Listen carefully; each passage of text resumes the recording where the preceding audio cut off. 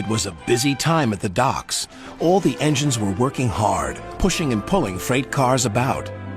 One morning, Percy was late. Cranky the crane was quick to criticize. "These ships can't be kept waiting. They have important cargo. If they miss the tides, they will be delayed in the docks. You should look up to the ships and show more respect. You are, after all, only little." "We've got too much work," huffed Percy. "Then perhaps a lorry should do your job." Percy was shocked. He told the other engines what Cranky had said. "Stuff and nonsense," snorted James. "We engines run this island," said Henry. "What if a lorry does arrive?" "I'm afraid it did, along with 2 more. Cranky was delighted. "Hey, you down there! Your job's done now! These lorries are taking over! One of them wants to talk to you!" The lorry was very rude. "What's that steaming lump of scrap iron doing here? Be off with you!" Scrap iron? Steaming scrap iron? Pah! A little later, Percy met Thomas and James. Another lorry was being rude to them. Then he saw Percy. "Oh, look, it's a little green goblin on wheels. You'll be scrapped. Just you wait and see." "Well, bust my boiler. What a horrid lorry," exclaimed Thomas. "Despicable," agreed James. The next engine to meet a lorry was Toby. Well, well, well. No wonder this railway's a mess. You belong in a museum, not working in a quarry. "I might look old, but I'm very useful." "Useful? Pah!" replied the lorry.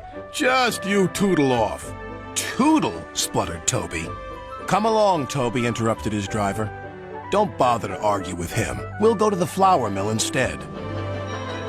But when they arrived at the flour mill, Toby was shocked to see yet another lorry. "What are you doing here?" "We 3 are doing your work now. You're too slow." The foreman spoke to Toby's driver. "I'm sorry. Times are a-changin', I'm afraid." "Toby might be old," replied his driver, "but he's reliable." "Come on, Toby. We'll go to the farms. They'll still use us." Toby trundled sadly away. His railway ran through a narrow gorge, but vehicles had to tackle a steep and dangerous road. When Toby arrived, he saw the lorry from the quarry again. It was loaded with rock. "That lorry's in trouble," thought Toby. And he was.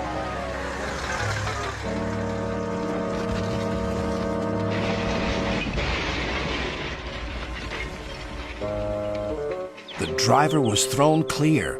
"Rotten roads," he muttered. The wrecked lorry was taken to the docks. Percy looked at the lorry. "What's this lump of steaming scrap iron?" he teased. "I'll be back," replied the lorry, "so you can wipe that silly smile off your smoke box." "Ha!" said Percy, and wheeshed him loudly. Then Butch, the breakdown vehicle, arrived. He was towing the lorry from the flour mill. "What happened?" asked Toby's driver. "He was overloaded with flour," came the reply, "and he broke down." "Not very useful now, are you?" said Toby. "Grrr," replied the lorries. Then James whistled excitedly. "They're bringing in the 3rd lorry on a barge." "What happened to that one?" James asked. "Stupid lorry was reversing and fell straight into the sea," said the tow truck man. Later, Thomas arrived. He looked at the 3 lorries and laughed. "Well, well, well, the Brothers Grimm, smashed, broken, and sunk."